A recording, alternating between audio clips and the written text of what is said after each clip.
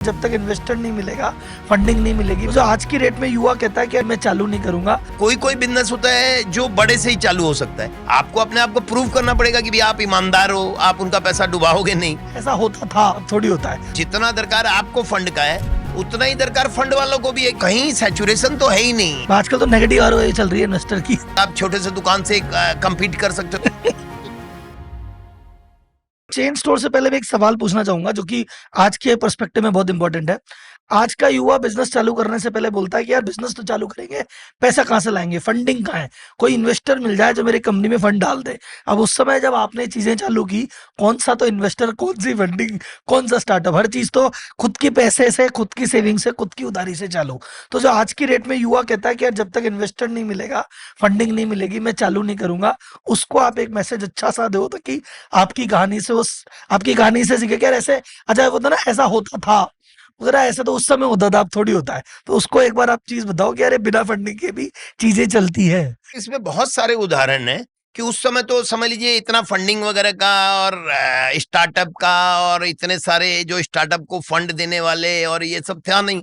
फिर भी आप अगर सेविंग करते हो और आप प्रूव कर देते हो मार्केट में, हाँ, कि आप ईमानदार आदमी हो, तो आपके लिए लाइन लगा के दुनिया खड़ी हो जाती है देने के लिए। अभी तो मतलब मेरे ख्याल से इतना इकोसिस्टम अच्छा बन गया है कि आप कोई भी अगर अच्छा आइडिया लेके आते हो तो जितना दरकार आपको फंड का है उतना ही दरकार फंड वालों को भी है कि भैया अच्छा मॉडल कैसे बने, बिजनेस मॉडल कैसे मिले जिससे कि हम उसमें लगाएं।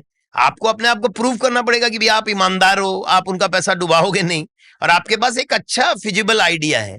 तो यहाँ अगर किसी के पास भी छोटा कैपिटल भी है तो हर चीज में अपने को देखना चाहिए कि भैया कोई कोई बिजनेस होता है जो बड़े से ही चालू हो सकता है और कोई कोई बिजनेस होता है जो छोटे से भी चालू हो सकता है। आप छोटे से दुकान से कम्पीट कर सकते हो, छोटी सी दुकान से आप छोटा सा 50 मशीन का एक कारखाना डाल के अगर उसको इफिशिएंसी क्रिएट कर सकते हो, 25 मशीन का एक गारमेंट का कारखाना डाल सकते हो।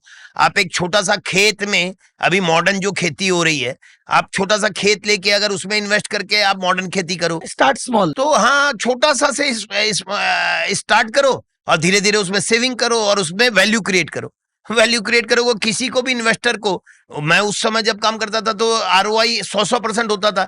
किसी इन्वेस्टर के लिए तो आजकल 20% भी आरओआई निकल जाएगा, बड़ी बात। तो बड़ी बात है। वो आपके ऊपर 10 लाख, 20 लाख, 50 लाख, 1 करोड़, 50 करोड़, 100 करोड़ लगा देगा। आजकल तो नेगेटिव आरओआई चल रही है इन्वेस्टर की, तो भी वो लाइन लगा के कर रहा है। बताइए, तो वो मॉडल पे इन्वेस्ट करते हैं। और आप अगर पॉजिटिव आरओआई, और मैं मानता हूं कि मैं ये बात भी हर जगह बोलता हूं कि आज दुनिया की सबसे इफिशिएंट कंपनी भी है ना, तो ह्यूमन का स्वभाव है एरर करना, गलतियां करना। तो बड़ी से बड़ी कंपनियों में अभी भी मैं इतनी बड़ी बात करता हूं, मेरी इतनी बड़ी कंपनी है लेकिन इतने गैप्स है, तो वो गैप अगर कोई भी इंटरप्रेन्योर सोच लेगा कि मैं इस गैप को, हाँ, जितना और अच्छे से कंट्रोल कर पाऊंगा, इस गैप को और कम कर पाऊंगा, तो वो उससे बड़ी कंपनी बना लेगा। तो कहीं सैचुरेशन तो है ही नहीं। अगर आपके अंदर दम है, हाँ, तो बस फिर तो